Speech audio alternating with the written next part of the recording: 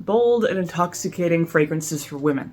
So there's lots of floral fragrances out there, but a lot of them are pretty light, you know, pretty just kind of breezy, they don't have much weight to them. This video is about floral fragrances that have a bit more weight and longevity and power behind them. And as always, all the fragrances that I mentioned will be available in the Amazon associate links down in the description below. I'm going to start with one that I quite like personally. This is Jo Malone, Peony, and Blush Suede. So this is nice if you want to go for something that's kind of an intermediate between light and heavy. The opening is relatively light. It has peony, obviously. It has a little bit of red apple, which adds some crispness and a little bit of sweetness. The peony itself, obviously, is a little bit sweet, kind of reminiscent of springtime. But then there's the suede note, and the suede note really grounds the entire fragrance. It's obviously a type of leather. It becomes stronger and stronger the more it dries down. It opens up, again, with that peony and the red apple. Pretty feminine. It's actually a unisex fragrance, but as it dries down, it becomes very warm, very kind of rugged, but it still maintains that sweetness of the peony. And in general, it's an extremely attractive fragrance. It's also extremely versatile. And primarily, you're gonna get this kind of very sophisticated feel from just how it smells. You can pretty much wear this anytime, anywhere, and you maintain a certain elegance to you just from this smell alone. And the warmth that the suede has does also give it a certain level of attractiveness and uniqueness, because there's not too many fragrances that smell really anything close to this. So definitely, if you want to wear something that's not too mainstream, you want to stand out from the crowd a little bit, this Jo Malone Peony and Blush Suede will definitely get the job done. But maybe you're not into the whole leathery thing, maybe you don't like Jo Malone fragrances, then I would say if you want to go for something a little bit more classic, and on the heavier side, you could always try Black Opium here. This used to be really, really popular, almost too popular. Now there's a bit more room for kind of experimentation when wearing this. This is kind of a blend of coffee, orange blossom, some other florals, and in general, this used to be a clubbing fragrance, but now people are kind of wearing it, you know, whenever. It really shines in colder weather and during the evening, but the patchouli notes, the orange blossom notes, I believe there's a little bit of vanilla thrown in there. It's all really good. It's on the sweeter side, so if you like sweeter types of fragrances, this is definitely going to be a good option for you. It's also extremely strong. Again, it used to be kind of a clubbing fragrance, so it kind of had to be strong, but this is definitely super long lasting. It's going to last like 8 hours or more.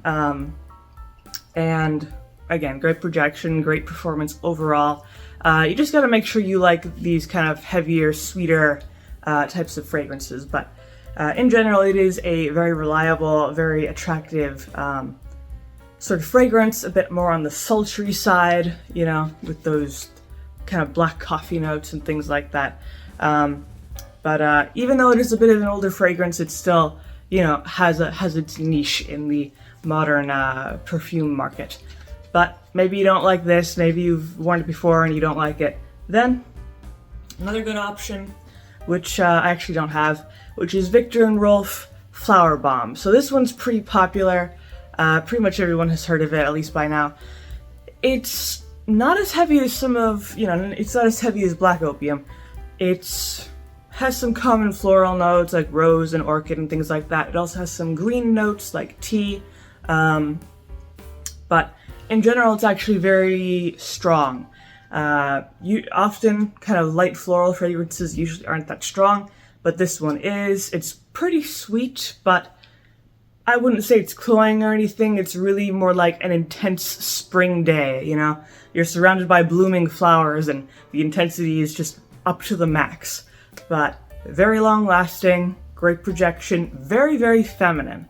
Probably the most feminine smelling fragrance on this list.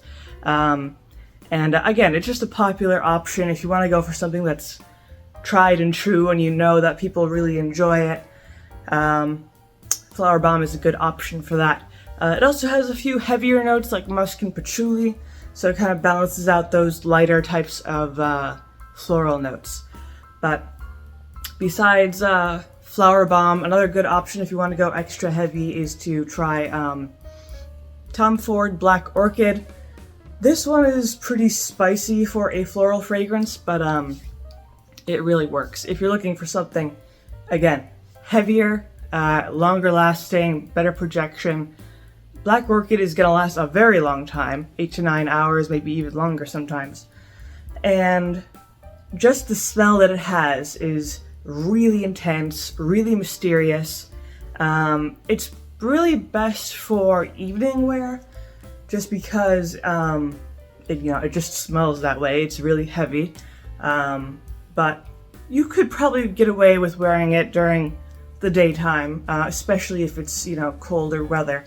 But it's very much a seductive type of fragrance. It's mysterious, I would say. Definitely more mysterious than your typical floral option.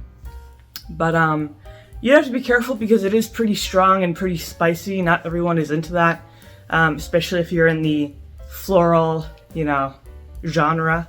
But if you do like that type of mix of florals and spice, and even a little bit of incense, then you should definitely like Black Orchid from Tom Ford. But maybe you don't, maybe that's a little bit too heavy. Then I will bring up this very classic option, which is Red Door from Elizabeth Arden.